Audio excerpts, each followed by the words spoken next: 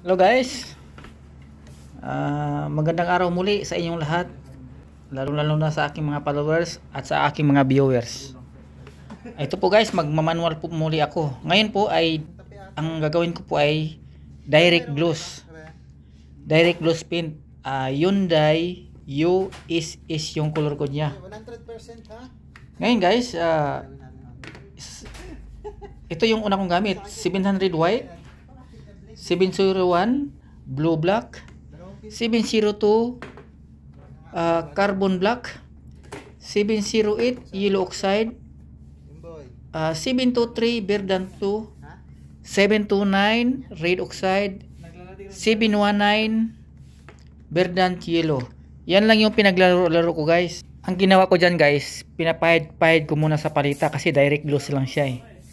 Nung dumikit na siya sa palita guys, saka ko na siya na in-spray out.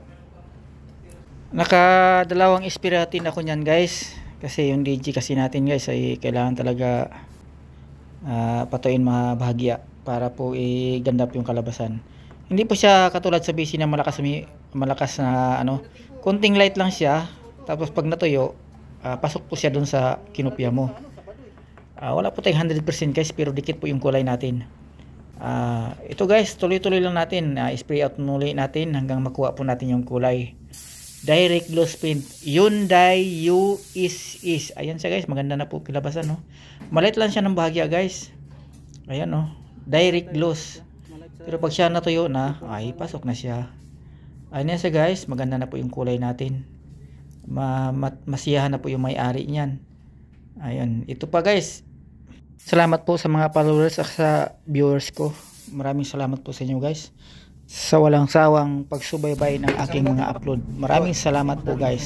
Saan man panig po kayo ng mundo. Magandang umaga, magandang tanghali, magandang gabi po sa inyong lahat. Hello guys, ito na po, tapos na po tayo. Salamat.